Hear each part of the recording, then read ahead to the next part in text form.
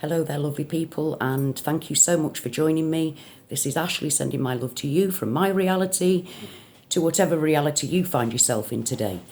My apologies, I was doing live links, but unfortunately, I kept losing all kinds of signal, and it was frustrating for both yourselves and me. So I decided to record in future. Right, let's crack on. You see, the thing is that thanks to Karen Maloney, thank you, she reminded me of something that I've been thinking, on and off for a long time, actually. And that is the fact that those of us who are Mandela affected, so-called Mandela affected, we aren't even in the same reality. We're not even living in the same reality. Well, not the Mandela affected, people in general. We're able to communicate with each other through the internet, regardless of what reality we're in at any given time. That is the incredible thing.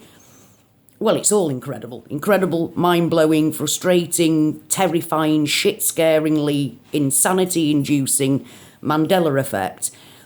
But we can communicate with each other across realities using the internet.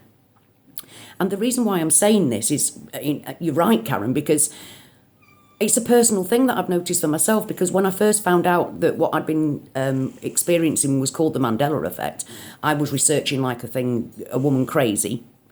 I was a woman crazy. And then I found certain groups, Mandela effect groups on Facebook, and joined them, only to be confronted by the unaffected, totally trying to prove how we're wrong. So anyway, as an example of how I know that we're communicating through different realities is the fact that by watching somebody else's YouTube video, I had come across a video showing that the Mount Rushmore had changed, that it was finished. It looked completely different. It blew my mind. I think it was Once Upon a Lifetime, actually, I got that from. Channel, check them out. Check her out, she's brilliant.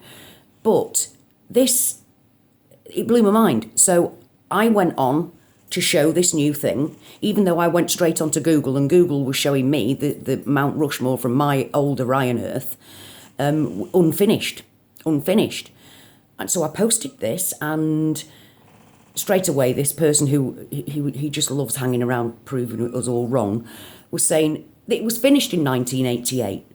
It was finished in 1988. So where he is and talking to me in real time, in reality in real time, talking to me, he is clearly in a different reality to the one that I'm in.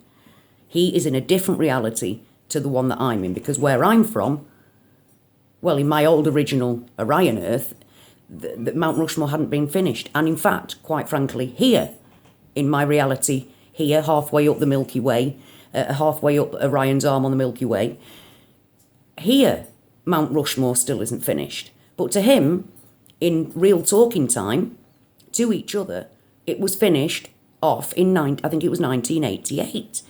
So obviously I whacked a picture of me from a Google, showing mine being exactly the same, and he just said, oh no, that's just a picture from before. Because they've all got excuses and they've all got reasons, but I couldn't find anything on my timeline, on my Google, on my reality, to show that it had been changed at all. So, but you know the deniers, the unaffected, they always find reasons and excuses. I mean, that's one reason, the big reason why I came off those Facebook type groups, because they allow the non-affected in, and it's mad enough for us as it is. We need each other, because believe me, without you, I'm a totally insane woman. We have to be able to talk to each other about this, and I'm not in for the discussing it with trolls and the unaffected. If you're interested, then I'll talk to you about it, but if you're just going to tell me I'm wrong, I'm not interested in what you've got to say. This is mind-blowing. But we can converse with each other via the internet. And as I said before, I mean, I've always been somebody that has researched, looked for answers all my life. Ancient civil. That was the cat causing havoc below me, sorry. I've looked for these things all my life, and I seem to have been shown the biggest miracle ever, not wanting to be shown it at all. But the point being that while we're busy talking to each other in real time, I was, given information on D-Wave computers, and I discovered that Google and NASA share a D-Wave computer. Now, I've already made a vlog about where the bloody hell did D-Wave computers come from in the first place, but this is NASA and Google are using a D-Wave computer. And now I'm not saying it's D-Wave computers that are enabling us to talk to each other through across realities. I'm not saying it's D-Wave computers that have caused the Mandela effect. I'm not saying CERN has. What I'm saying is that it is a bit weird, isn't it, how Google are in cahoots with NASA over using D-Wave computers, which is all about quantum levels. And what's happened to us has proved that quantum levels exist, and that's for another vlog. That's for another time, because believe me, I've got a lot to say on that subject. We're proving them right. Anyway, the point being here is that I noticed this, and sometimes, believe me, when we're going through a shift for a few days, you cannot get Google to settle on a bit of information. It took me 4 days to get Google to tell me which of the 3 stars of Orion's belt was the biggest. It couldn't tell me.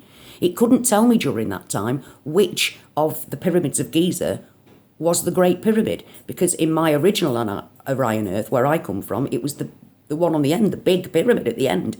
The middle pyramid never looked bigger to where I come from, and apparently a lot of where you come from, whether you're from Sagittarius or not. You also seem to remember the pyramids the way I do. Well, Google couldn't tell me, and also during this time it was giving me information on both. So I was seeing information where it was the middle pyramid, wrong from my reality, and I was also seeing information as it was from the reality it's showing us how it is now. It couldn't make up its mind. It was saying it was the big, and it was saying it was the middle at the same time. There was information for both. So this is the kind of thing that I keep my eye on now.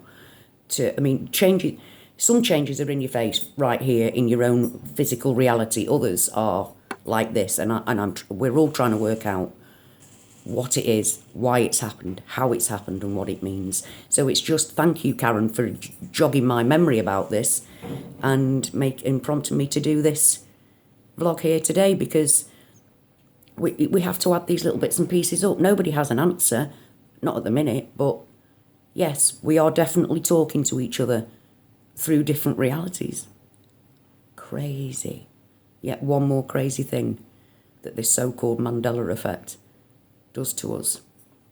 Anyway, thank you so much for listening to my ramblings and musings of just, that's what I really should have called it, the ramblings and musings of one woman affected.